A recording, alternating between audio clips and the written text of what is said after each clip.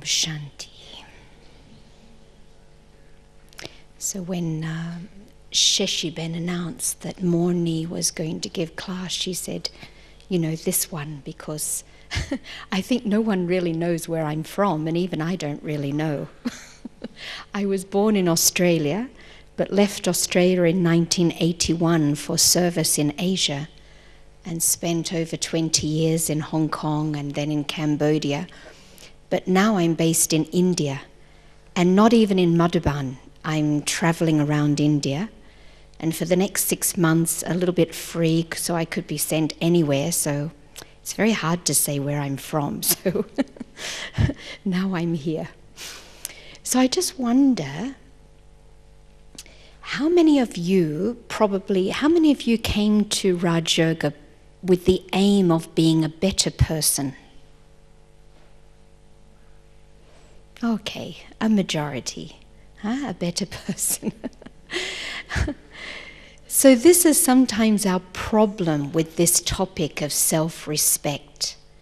Because when we come to Baba with that aim, I think we often expect that we will become a better person quite quickly.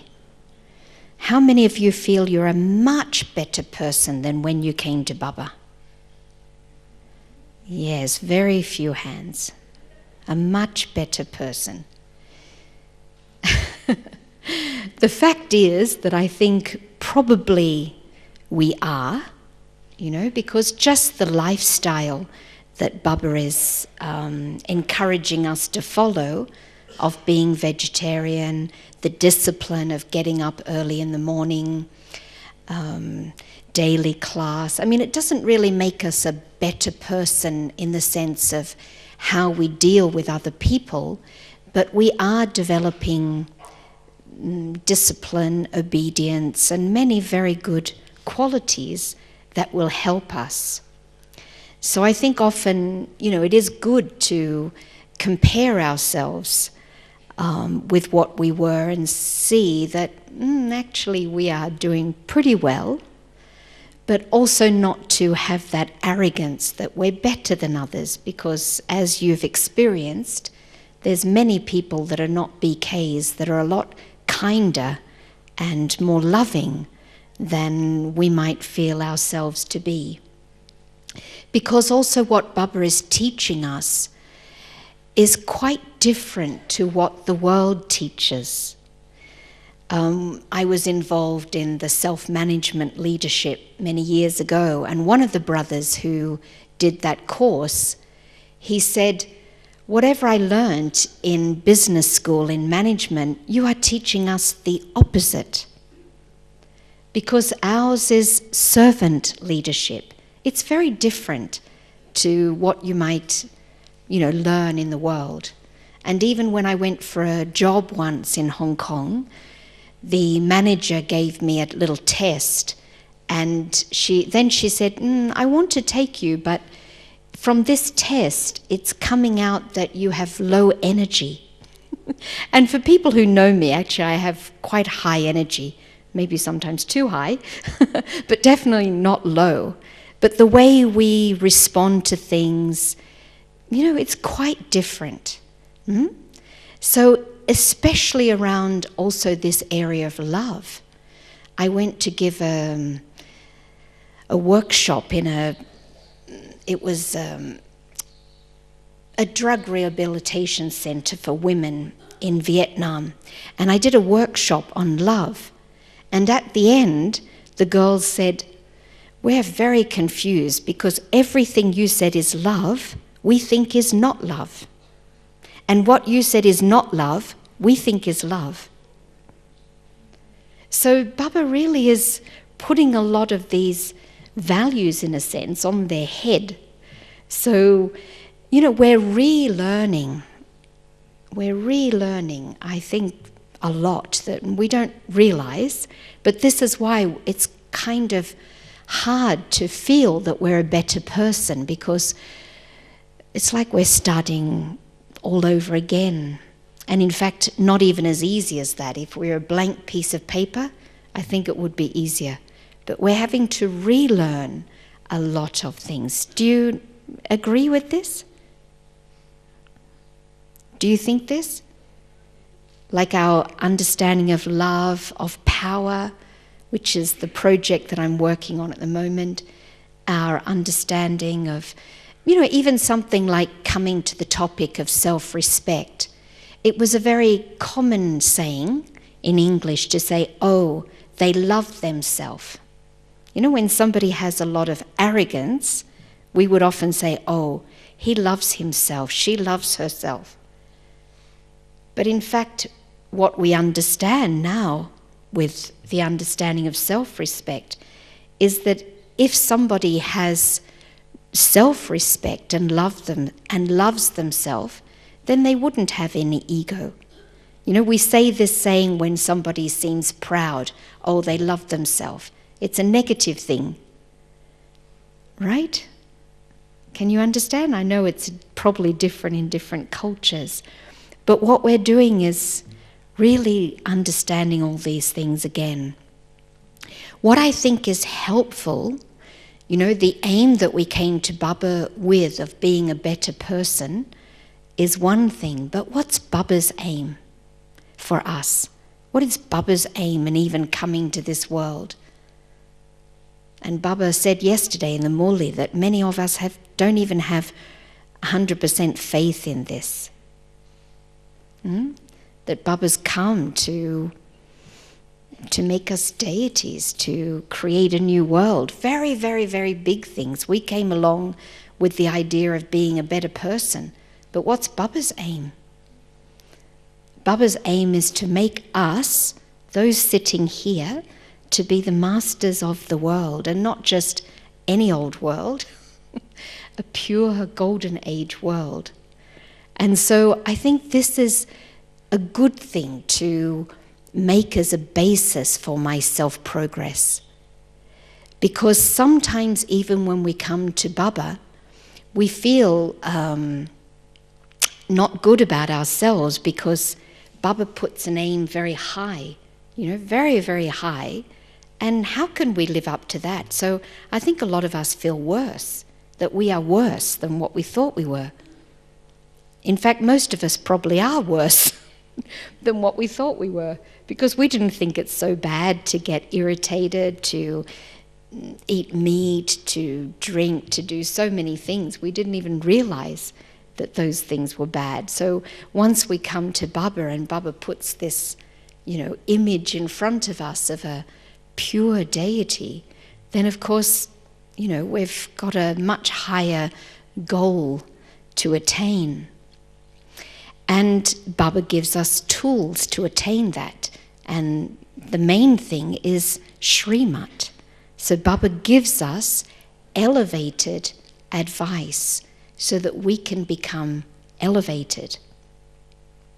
But again, we have to understand that it is advice. It is something for my benefit. Sometimes we take Srimat like a stick and hit other people with it, hit ourselves with it, and become very rigid on our journey. But Srimat is really something that Baba is giving us with a lot of love. The whole aim of Baba giving us this Srimat is so that he can lift us to that highest image that he has of us, of being very pure and beautiful beings and worthy of sustaining a pure divine world. So you could call it a master of the world, or you could call it a very kind caretaker of a very pure and gentle world. So if we think what we need to be masters of that world, sometimes the language makes us a little confused. If we think we're becoming masters of the world, we often mix that with something quite bossy. But when we think of masters of the world, what those deities will be like, very gentle, very beautiful, kind caretakers, And the word deity comes from the word deva, dena, which is to give. So that's what the whole role of the deities is for. And are you okay with translation? The hands are going up. You're okay? Yeah? So when we also think of this word Srimat, we know Srimat is for Brahmins. And Brahmins are those who follow the highest code of conduct. But when we use these words, again, sometimes we become a little bit hard because the words like obedient and, elevated, they're kind of a little bit hard, these words. But actually, again, what the directions are for are to become loving, peaceful, happy beings. And one time Baba asked us in a Muli, he asked us, how pure are you? So just think yourself, how pure are you?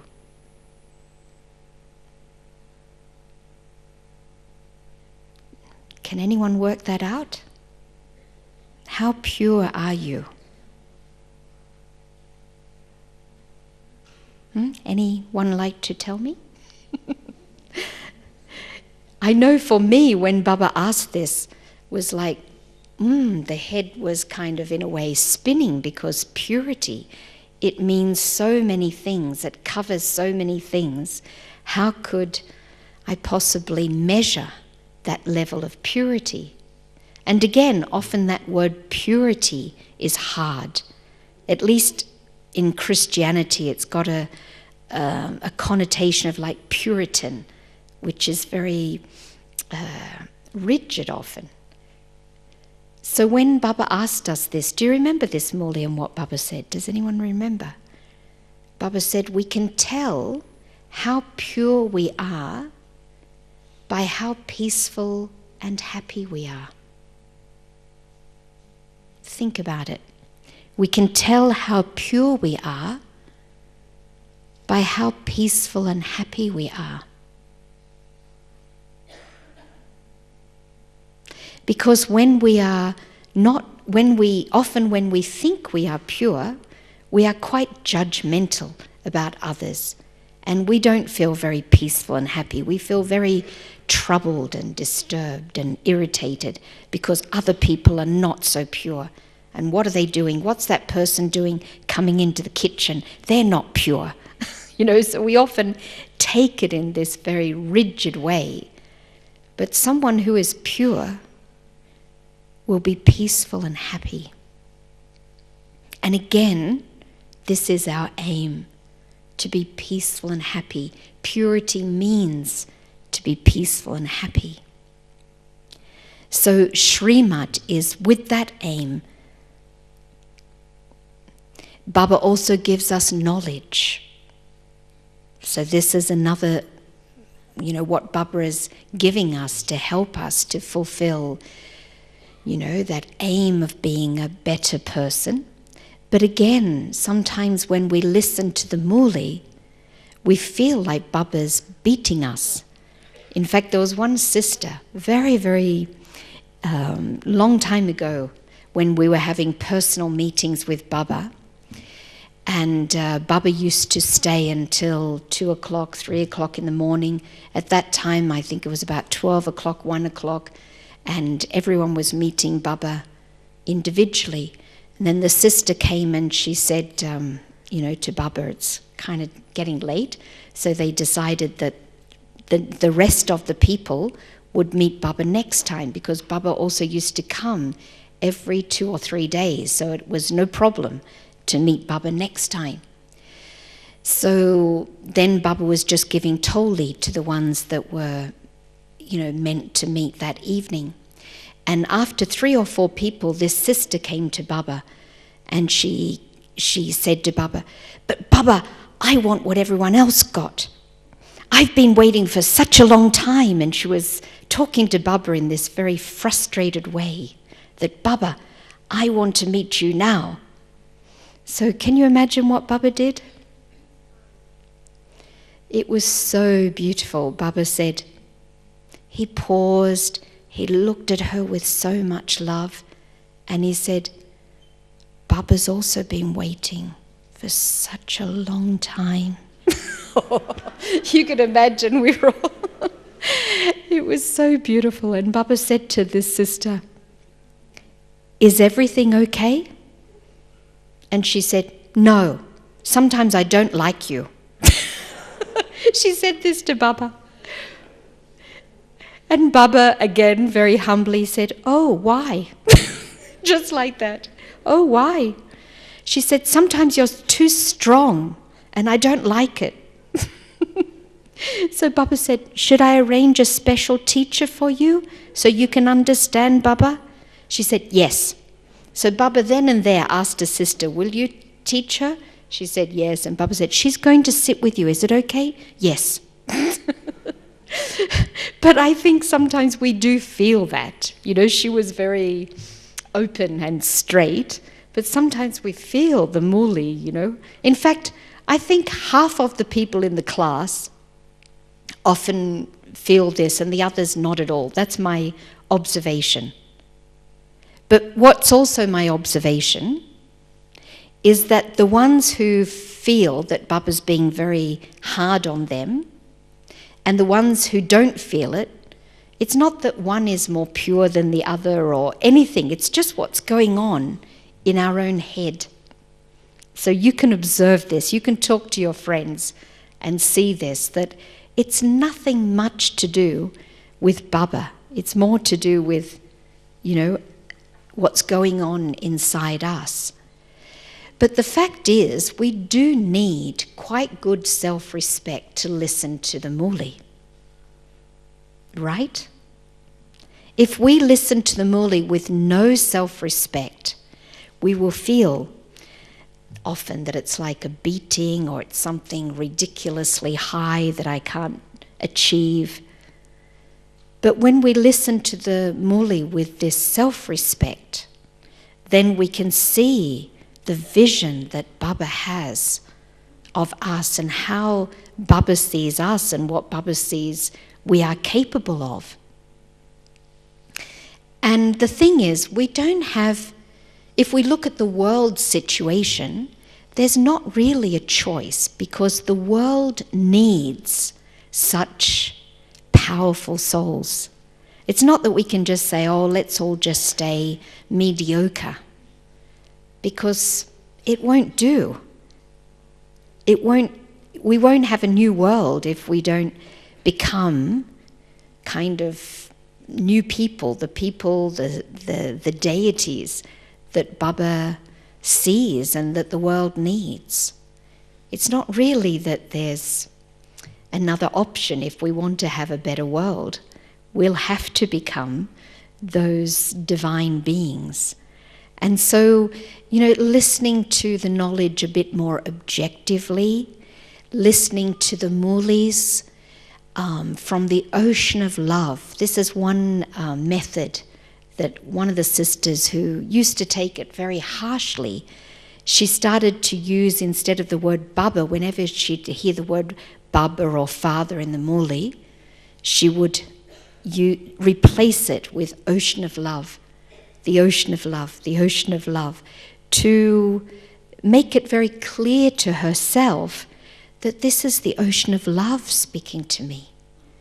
This is not somebody who's sitting there with a big stick and going to punish me at the end if I don't do what I'm meant to do, which is often a very Christian kind of interpretation that we still have hanging over about God. I don't know in other cultures, but definitely it's a very strong in Christianity, this image of God sitting and ready to punish you when you die and go beyond. But even this word, Dharmraj, comes from dharma, you know, and dhar, the root of dharma is to uphold. Dhar is to uphold. So dharma is to uphold my own righteous way of being. So Dharmraj is the king of righteousness. You know, we come in front of absolute righteousness. And so we see ourselves in the mirror of that. And we feel, you know, what we didn't do, what we didn't attain. We feel, you know, maybe some regrets.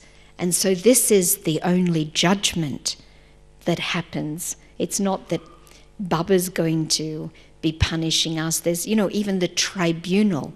It's not that, you know, we hear about this tribunal that's going to, you know, kind of judge us at the end. It's nothing like that, but it's these beings of perfect purity, peace, and love. And we see ourselves in the mirror of that. And so we have to remove all of this bhakti that we have of who we kind of think God is, and just be very, very clear that God is the ocean of love, and He's helping me to become a being of love through Srimat, through knowledge, through yoga. Because by connecting with Baba, then we're able to experience our own self. Because again, yoga means union. So real yoga is when I am experiencing that connection with Baba, not when I'm, you know, begging or asking for something or, you know, doing all these bhakti things, but when I'm really connected, and then I can know who I am. So of course, the more I can come in front of, in a sense, Dharmraj now, then the less I'll have to get surprised at the end, because I will know that purity, that truth. And so if we're able to, you know, come in front of that being every day, and Baba says, very few know me as I am, what I am. And this is a wonderful encouragement and enticing kind of thing that Baba says, that at least I feel I really want to know God. I want to know this Baba as he is, she is. You know, we can't even say he. You know, who is this Baba? So we need to know that Baba, who he is, what he is, and then we'll understand who we are, because as Baba says, we are also the same. You know, we are a child of the ocean of love, the ocean of peace, the ocean of happiness. So the more I can recognize myself, the more I can recognize Baba. The more I can recognize Baba, the more I can recognize myself. So yoga is to start to understand and bridge this gap between the soul and the Supreme Soul. And if we're able to, first of all, take that first step of really seeing ourselves as we are and what we are, and accepting ourselves as we are and what we are, that I think is the first step. Because a lot of us can't do that. We're not courageous enough. From both angles, we're not able to recognize our greatness, and we're not able to accept our current limitations. So both sides, you know, there's a very interesting poem by a lady called Marianne Williamson, and it says, it's not the darkness in us that we're afraid of. We're afraid of our own light. We think, who are we to be gorgeous, talented? But who are we not to be? We are born to make manifest the light of God that's within us. You know, it might be a bit high, the English, but the whole essence is, it's not the darkness that we're afraid of, it's our own light. Why is that? Why are we afraid to shine, to be great? Doesn't make sense, does it? Maybe you can talk amongst yourselves a bit, because this is interesting. Why are we afraid to be great? Just spend 2 minutes talking to the person next to you and see if you agree with that. And why is it like that? Does the person next to you speak English? This is always a problem here.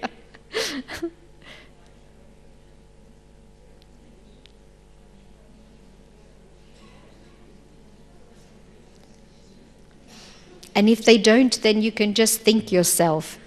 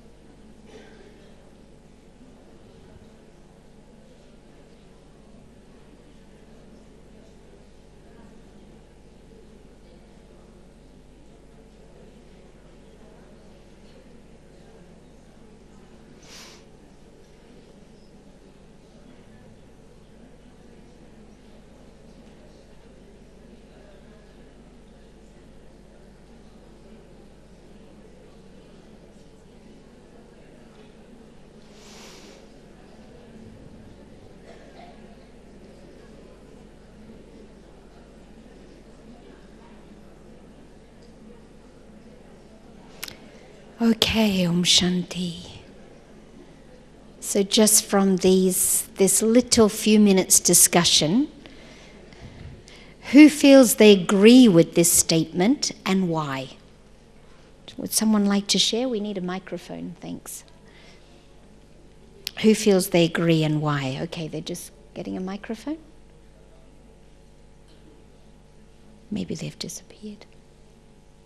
Okay, well, otherwise you can just, I'll try and hear and then share.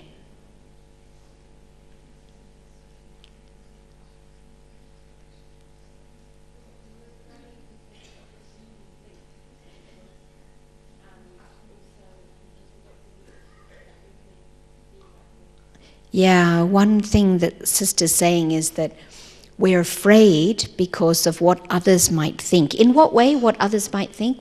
So what? What will happen? Yeah, so this is the big thing. We're afraid of other people's jealousy. We're afraid of what other people might think. And thanks. And this poem goes on to say that one of the lines in this poem says, there's nothing enlightened about shrinking so that others don't feel insecure around you. Because when we shine, it often does make others feel insecure. And there's this thing that they call in Australia they call it the tall poppy syndrome. The poppies that grow up the tallest, they get cut. In Chinese, they say the nail that sticks out gets hammered. In Philippines, they say the crab that crawls up will get pulled down. And you probably have the expression in your own language. But that's the thing. When we start to shine, then people often, very often, put us down. I've heard in America they don't do that. Is it true? Who's from America? I've heard this is not a concept that people in America relate to. But it is one reason why we don't let ourselves shine. What's another reason? Anyone else agree with this statement and would like to say why? You can't talk to me also probably because of your language. So anyway, I'll keep going. Yes? If I can hear you from there, it's okay.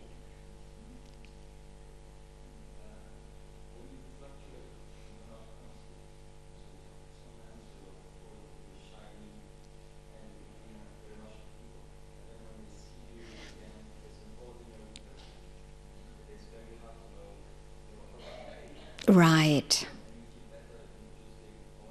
Yeah.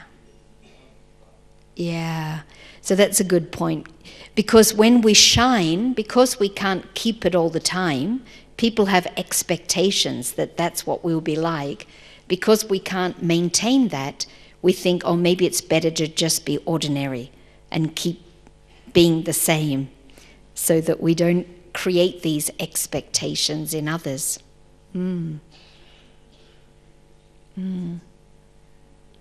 Yes?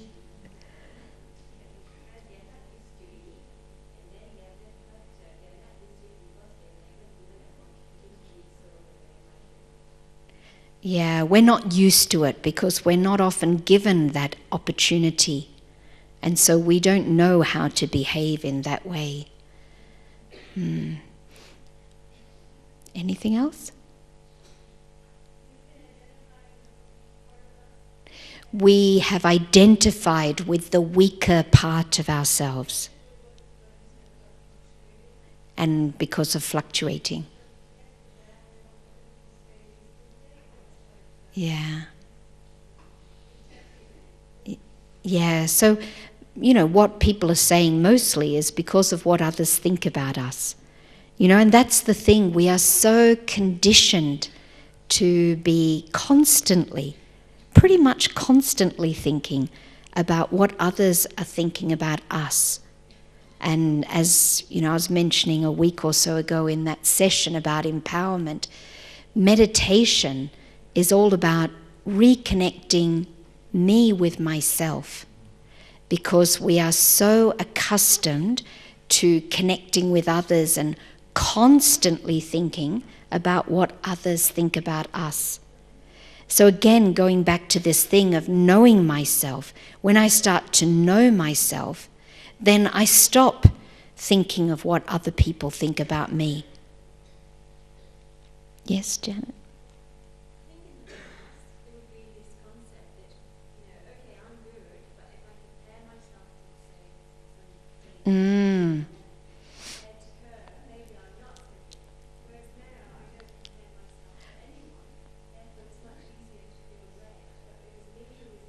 Right. Yeah, so the other big thing is comparing.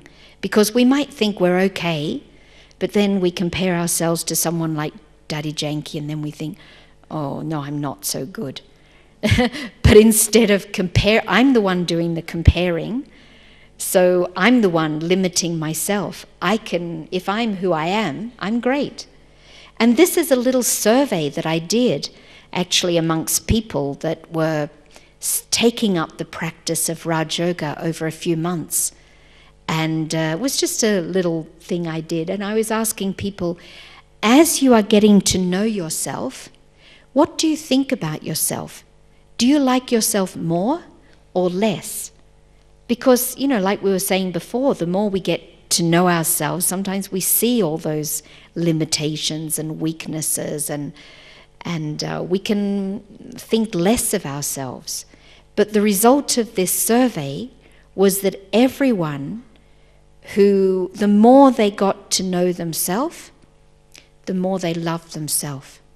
And it's to do with what the sister was saying, because we are not encouraged to really shine. We're not encouraged to not compare ourselves.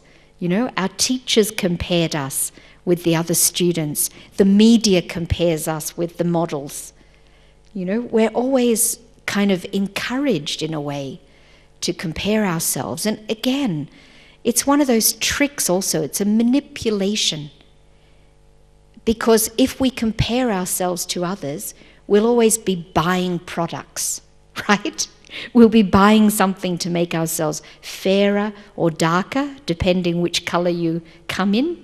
Those who are dark want to be fair. Those who are fair want to have a suntan. So we'll always be buying products and trying to be as good as someone else. So we get manipulated with this, and we become better customers in the world. If we stop comparing ourselves, if we accept ourselves as we are and what we are, we become very free of a lot of these things. And the big thing, though, is that we become uncontrollable. And that's what people don't like. We can't be controlled when we're not keeping ourselves boxed in and we're not letting people box us in. Then we can't be controlled when we are free to be ourselves. And, the world has mastered this art of controlling others, whether it's through education or politics or religion. But, it's easier to keep, they think it's easier to keep law and order if everyone is controlled. But by being controlled, we don't know who we are at all, because we let ourselves be, compared, and we compete with others, and this is what breeds all this jealousy and competition and the lack of self-respect as well. In fact, one time somebody said to me, "You're uncontrollable." I said, "Yes." Good. Because why should we let ourselves be controlled? And this is what there was a very beautiful song. Unfortunately, it was never recorded, but it was saying about Baba, "You tame us if we be wild, and then you set us free." So Baba's doing a little bit of refinement on us, and kind of taming us. But the aim, again, if we go back to the aim, we are going to be masters of the self. We're not being trained to be followers, to be disciples. We're not being trained for that. We're being trained to be our own masters. Self-sovereignty is the aim of Raj Yoga. So we have to, keep these aims very clear, and then we can see where we're going wrong, what we're misunderstanding. Because even going back to this thing of Srimat, often we misunderstand what Srimat is. And sometimes we also,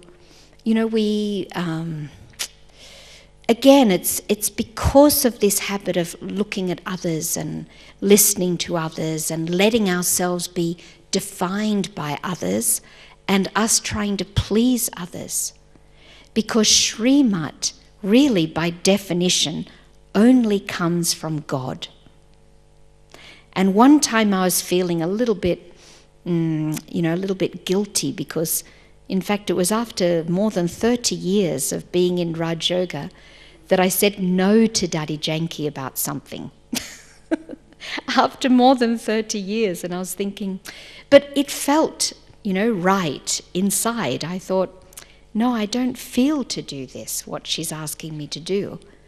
And so I spoke to Dr. Nirmala about it, and I said, I'm feeling guilty about this, I'm not feeling comfortable. And she said, why? And she said, what Daddy says is not Srimat. And this is because we have this thing that we have to follow Srimat. And in fact, before giving this class, I asked Sister Meera, can I say that what Daddy says is not Srimat? Because I said to Dr. Nirmala, I said, then you should tell everyone, because we get a bit confused. She said, you tell everyone. And I said, so you want me to stand in the Harmony Hall and tell everyone what Daddy Janki says is not Srimat? And that's what I'm saying now. But, of course, I would see that we have these seniors that have, like Daddy Janki, over 70 years, 75 years experience with Baba, right? So, of course, what, the seniors are advising, even if it's, the instrument in your center, presumably they also have some experience, maybe not more years, but maybe more some experience that they can share. And so what the seniors are doing is they're giving us their advice, which is based on their understanding of Srimat. So we shouldn't disregard that. I'm not saying that we should just disregard the seniors' directions and say, oh well, it's only Daddy Janki, I mean, it's only 75 years experience, so to disregard what the seniors are saying would be quite wasteful in a way of an opportunity, because that's what I tell people. We are so fortunate in this organization to have wise people that we can talk to and that we can seek their advice, and we can, hear their point of view, because that's what is very valuable. But it's not that we have to follow everything just like followers. That's not what Baba is wanting from us, is it? He's wanting us to know ourselves, understand ourselves, and be ourselves. And sometimes, sometimes the seniors don't have the big picture, or they don't know what's really going on inside you. And one of the things of self-realization is self-fulfillment. And it's like, I have some gifts that Baba's given me, and I feel happiest when I can share those gifts with others, when I'm in a place where, these gifts can be used. And so there's nothing wrong with seeking that kind of opportunity, but it's good to tell the seniors also, because, they're not mind readers, and we often get very upset because we say, oh, they don't understand me. But then we have to ask, do I understand myself? Most of us don't understand ourselves. And then we feel hurt and we say, oh, but they don't understand me. First, ask yourself, do you understand yourself? And then the more you understand yourself, the more you are clear, then the more you can share and be clear with those people who are, guiding this, helping to guide us on our spiritual journey. And I know at this point in my life, I've got 6 months, because I'm doing a project in India that is only during the double foreign season, called The Future of Power. So I've got this 6 months that I don't have anything to do. And, I just feel, what I'm feeling is that Daddy Janki, she knows the big picture. She knows what's needed. She knows where I might be of help. She knows my capabilities. So I trust that she will use me in, wherever she feels is best. So I feel to just give my life to her. If anyone says, come here or do that, I say, write to Daddy Janki. I feel quite free that she can tell me what to do. If she doesn't send me anywhere, I'll sit here. I don't mind. But there's this, appreciation of where Daddy's at, and, all of that. And I'm not saying I don't feel that surrender. But what I'm saying is that if I feel uncomfortable and it's going against what is happening inside, then I should express to Daddy. And if Daddy doesn't understand, maybe also that's okay. And that's the step I took at that stage. She wanted me to do something, and I felt, no, I don't feel at this moment this is right. And I feel comfortable now that I didn't do what Daddy wanted. It's okay. And anyway, I accept responsibility for that. It's my life, isn't it? And I'm responsible for my life. So, sometimes we get, because of this bhakti, we get afraid, and we want to please, and we want to be seen as, surrendered, and all of these things. And, and Daddy was happy with me, also. It didn't also disturb her. We think, oh, she'll get disturbed. We are doing so many things in our head. Imagination and all this stuff is going on because we are just not confident of ourselves. So self-confidence is also very connected with self-respect. And self-confidence is to know my abilities and to be confident to use them, to express them, to make them known, whatever that takes. And so, we have to see where we are getting ourselves stuck and how that is impacting on our self-respect.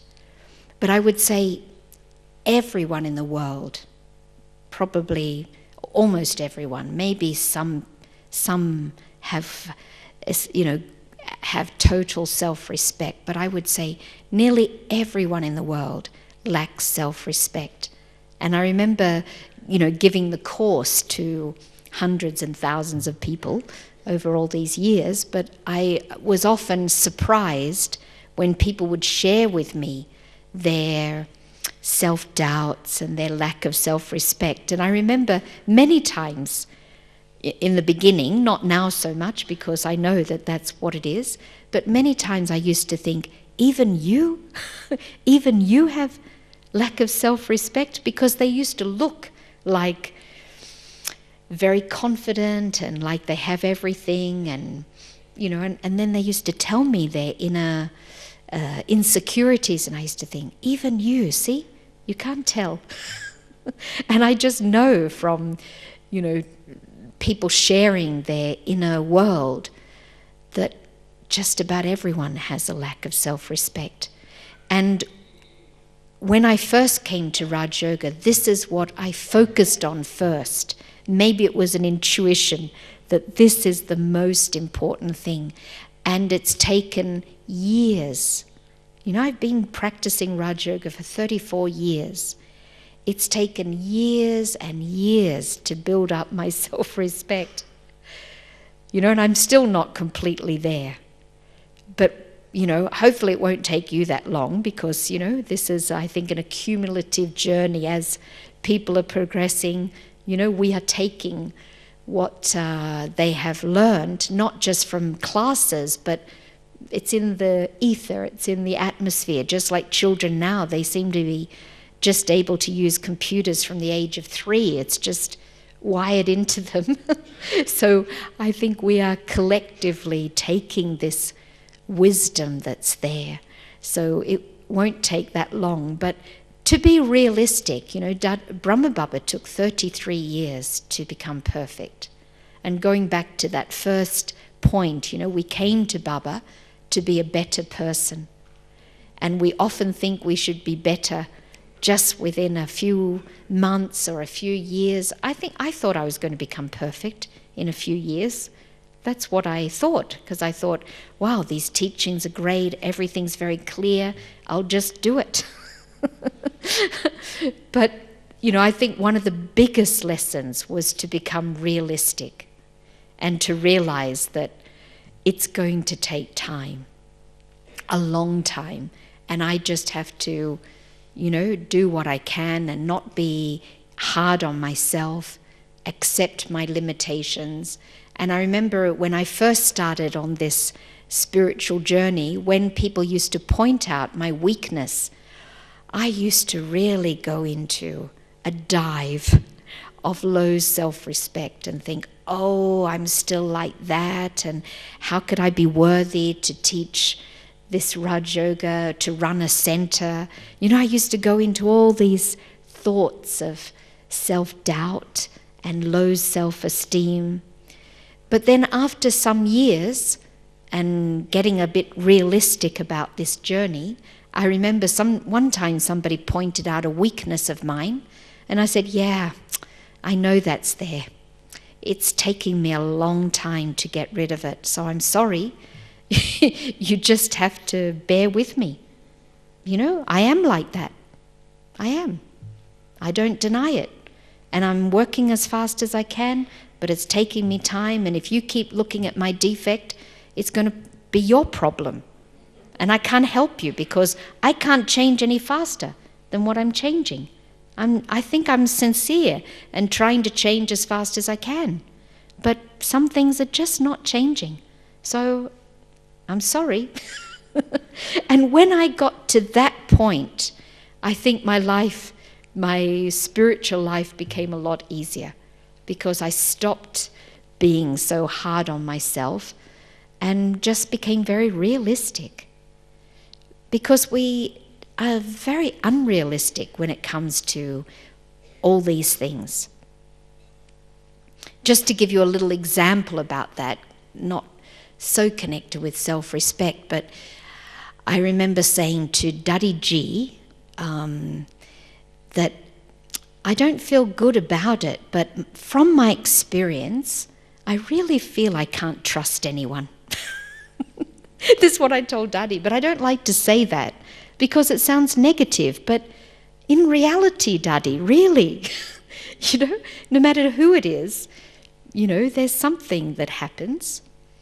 And Daddy was so great. She said, no, just put it the other way around.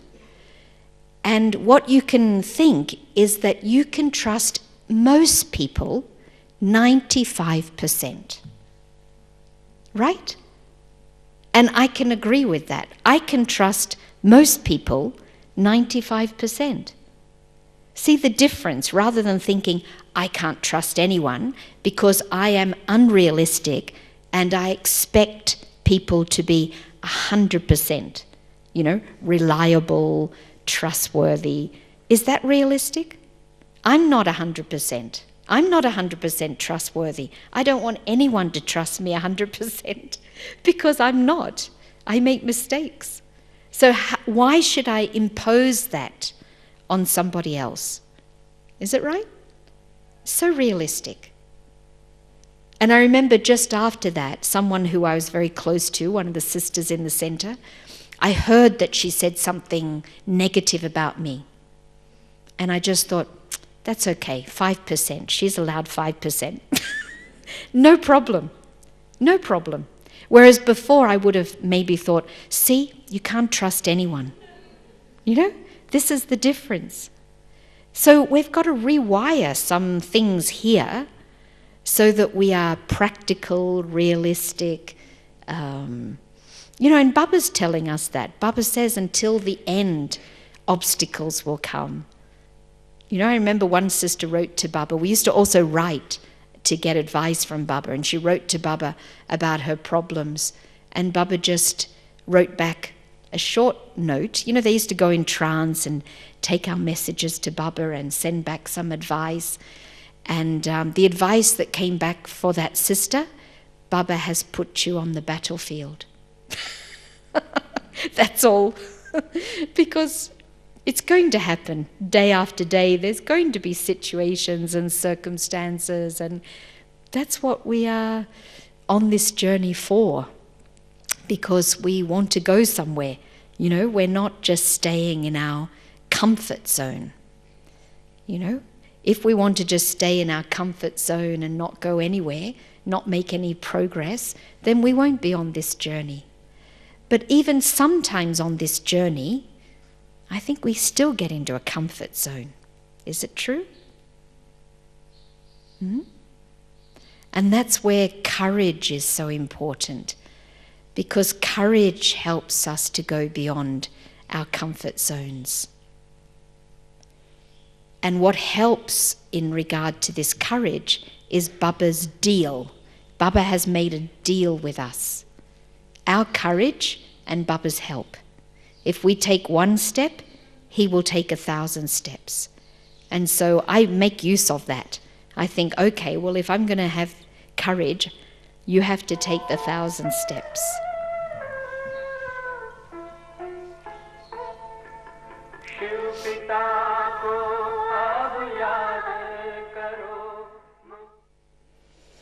So I'll just speak a bit more about courage and then open it up, because it'd be good to have your response, your questions, and make it a bit more interactive. But just this thing on courage, when I was asked to take up this project, what I'm doing is working on this project called Future of Power. And I'm living in India and in no particular place. So I've been living out of a suitcase for 9 months. And when I was asked to come to India, I didn't quite know the conditions. I thought, maybe the bathrooms are like this, and I'll share a room with 6 people full of mosquitoes. But I just thought, it just felt right to take up this project.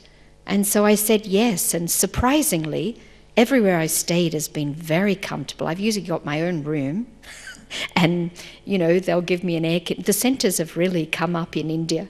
So I've been so comfortable and looked after and no problem at all. And so this is what I keep experiencing in my life, that you take a step of courage and Baba does the rest. And I just keep having that experience throughout. So, yes, if you have any comments, questions, it'd be good to make this a bit interactive. Do you feel this topic was suitably addressed for what you are looking for?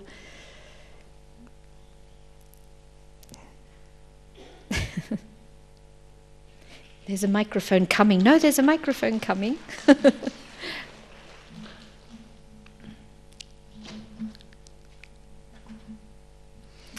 So if you want to make a comment or share an experience or ask a question, please come.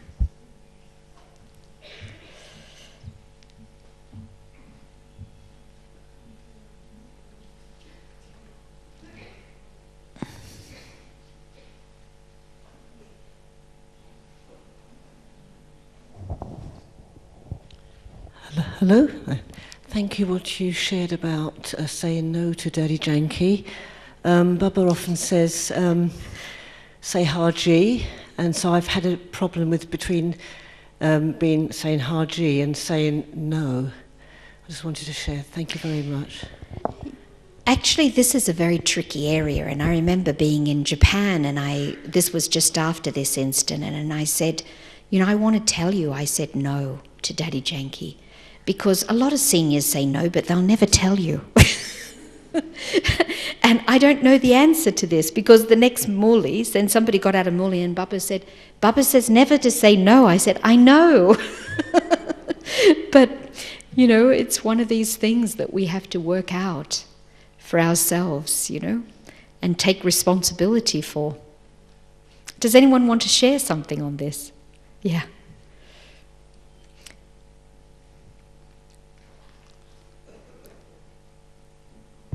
Om Shanti, I'm from Malaysia. I don't think Baba said don't say no. Baba just said be honest to yourself. Okay, my experience is I'm just 1.5 years in Gyan, and I've been given certain responsibilities, and I find, Baba, why do you do this? Making me hold responsibilities where seniors are concerned, and every time I do something, there's always somebody saying, you're just a baby. There are more test papers for you to face, but this talk of yours has made me more courageous. Thank you. Why? How has it made you more courageous? Well, I feel I am ready to face anything for the future. Right. Thank you. Yeah, this is a good point the sister's bringing up, because sometimes when we're very new to the practice of Raj Yoga, we don't get it easy from seniors. They say, oh, but you're just young. How can you do this? So, yeah, we have to have our self-confidence. And, Baba's saying that we have to put others ahead. And this is what Baba's great speciality was. And he also said in one Murli, this is why we are not going ahead, because we are not doing that, putting others ahead. But Brahma Baba certainly was the example of that. And when I first came to Raj Yoga, Manohar Dadi, I remember her saying to our little group from Australia, we were only in our 20s, less than 2-3 years in Gyan, and she said, tell me something, I want to learn from you. So humble.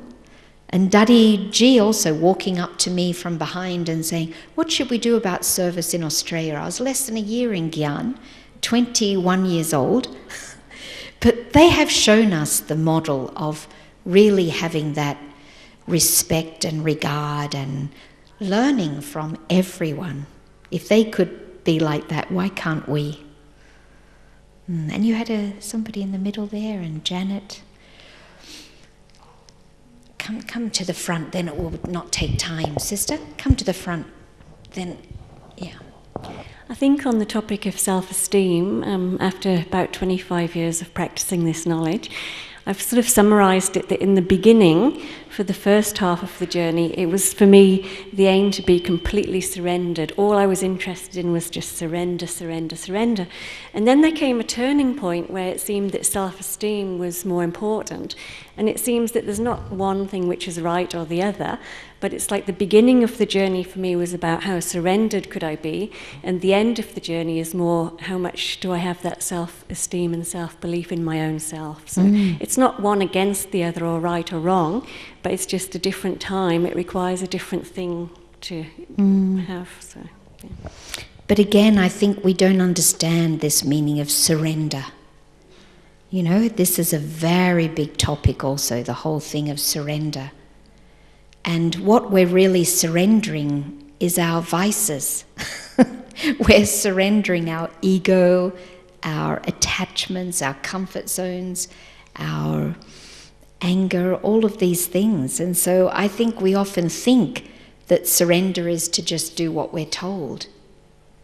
That's not, it's much deeper than that. In fact, I'll just share one story. Again, Daddy Jackie and I go back a long way, but one time I felt that Daddy Jackie wasn't seeing me in the way I saw myself. You know, in other words, I thought more of myself than I felt. I thought more of myself than what she thought of me.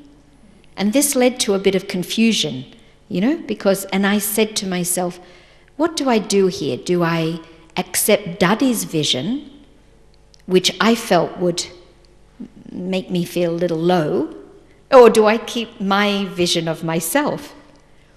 And I went away from Madhuban with this question. And I sat in a bhatti, you know, we had a 2-hour yoga bhatti. And in that yoga bhatti, I felt that I died, you know, like spiritually, I died alive. And it was a very beautiful, very good experience. And I wrote to Daddy Janki and I said, I think there's no problem any longer, I just died.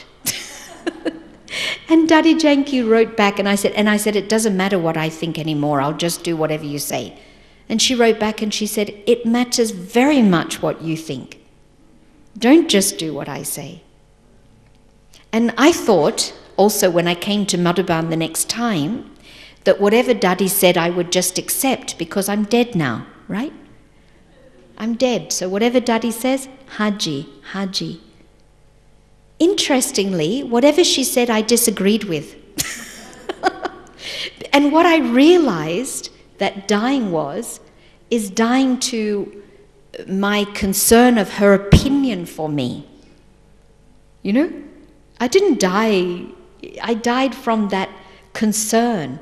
I didn't have to please her, I didn't have to prove something. So I felt very comfortable with her after that. But you see how what we think is happening is not actually what's happening. Dying is not what we think it is. Surrender is not what we think it is. So we need to go deep into the meaning of these things.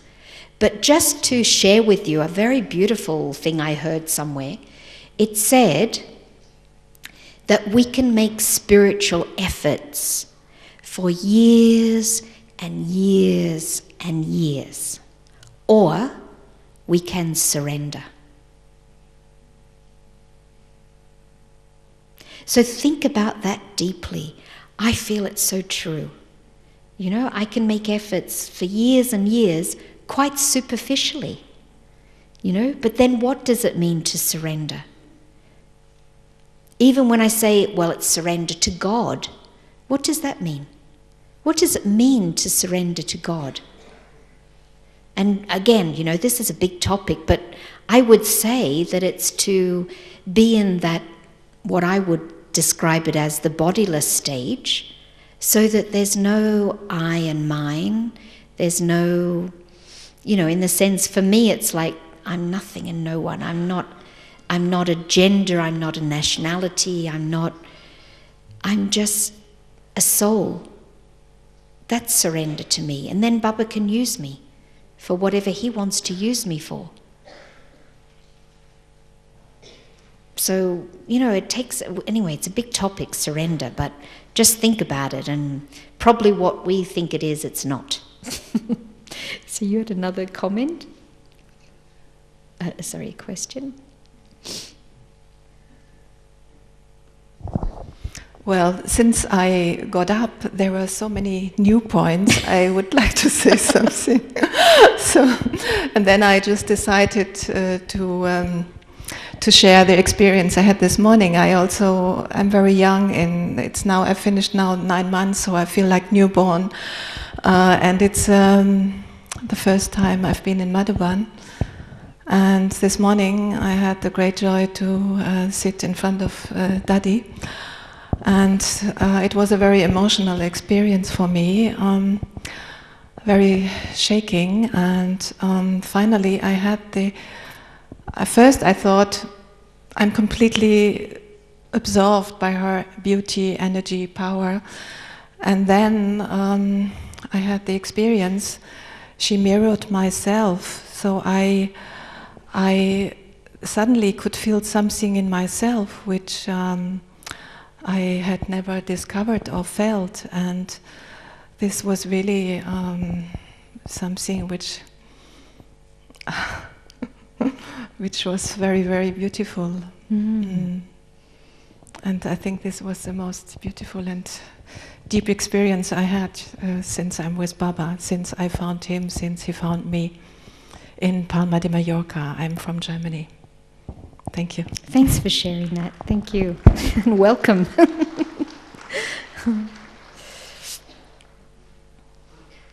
Anyone else got a comment, question, experience to share?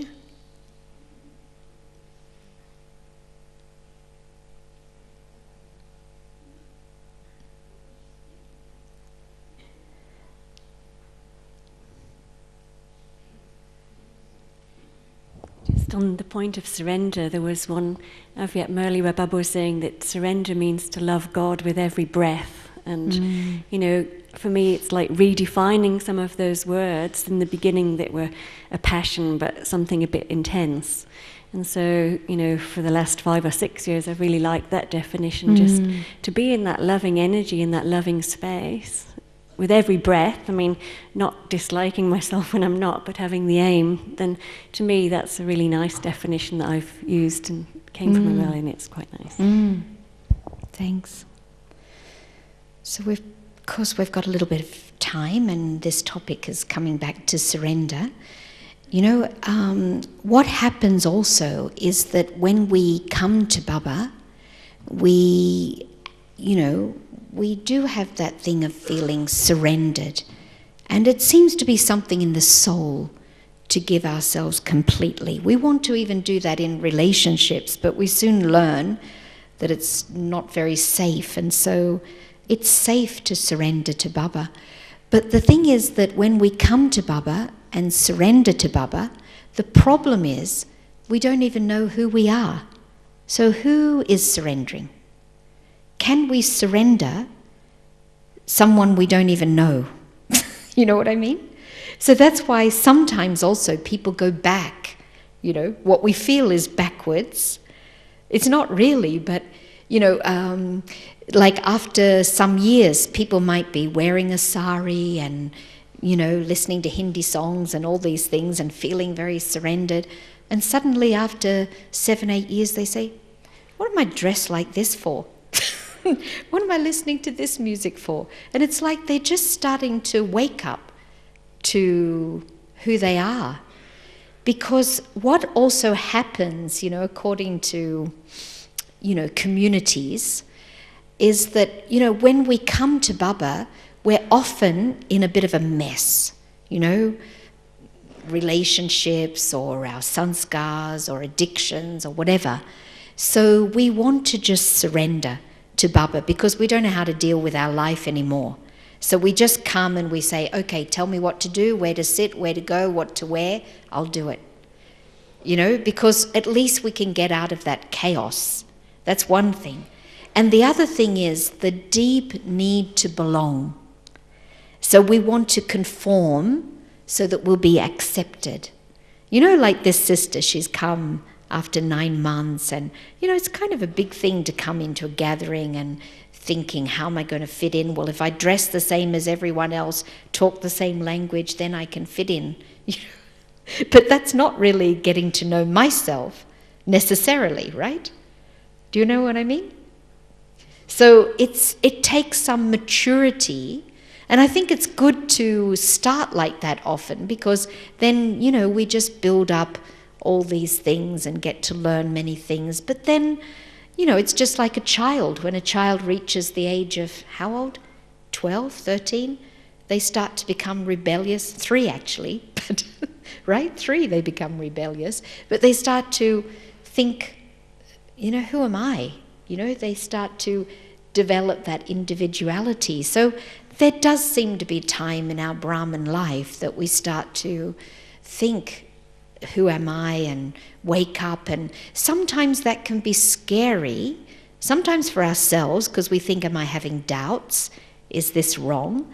It's often scary for our seniors because they think, oh, they might leave, you know, or they're having doubts. But doubts, Baba never discourages doubts. He wants us. He says, compare this with other things and see whether this is right. You know, he doesn't discourage doubt. But we let ourselves be institutionalized if we don't think for ourselves. And this is what's happened to religion. You know, if people don't think for themselves, they just let themselves be institutionalized. But Baba's not institutionalizing us. And you can see that from the seniors. They are so different, so individual. They also don't always agree with each other. There's nothing wrong with that. They're individuals with their own way of doing things. You know, it's very interesting to step back and see this organization. I think it's very impressive in many ways, because this individuality is not suppressed. I remember when I first started coming, there was one brother who used to wear an army uniform, and he used to go to the post office and get the mail. Do you remember him? I mean, a bit different, right? But he was living in Madhuban. There's one brother that never talked for 10 years or so. He's got a long beard. He's an individual. There's nothing wrong. There's nothing less pure about these souls just because they're expressing themselves. And this is what I appreciate so much, and why I don't see Brahma Kumaris as a cult or even as a religion. I see it as an amazing training center for us to become what's described as mystics. Mystics is different to a religious follower. A mystic is someone who has their own experiences with God. Mystics can't be controlled. Mystics are very alive and very much in their understanding of God and what's happening around. So I don't think Baba asks us not to doubt. It's healthy.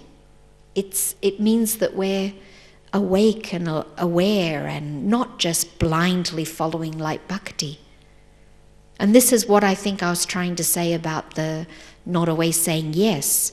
You know, it's just that I'm conscious. I'm not just following just because someone's telling me to do, and I don't know what I think or who I am or what I should be doing. I just do what anybody tells me to do. You know, but again, like the sister was sharing, what an amazing being we have amongst us of Daddy Janki. You know, she's a phenomena in this world. So, you know, it's not that I just would say lightly no or not listen. In fact, she pushes us beyond our comfort zones, right? A lot. So I've appreciated that, and I'm ready for more of that. I shouldn't say that too loud. She'd probably send me to Iraq or somewhere. But, you know, it's great to have this spiritual wisdom. And not just Daddy Janki. We have many, many. You have them sitting right next to you. And so, as long as our, conversations can be a little bit elevated, sometimes we can be quite mundane in our conversations, but, just get to know the people that you're on the journey with, and there's something to learn from each and every one. Ask somebody today, what courageous thing have you done since you come to Baba? Just something like that, and you see the kind of conversations we can have with each other. Okay, so we'll finish with a few minutes meditation. Om Shanti. And if anyone is really keen on more information, I have lots of notes I've collected and gathered on self-confidence, self-esteem, helping others with that I could share with you. So you could just give me your email address and I'll send it to you. Couldn't cover everything in just a short time.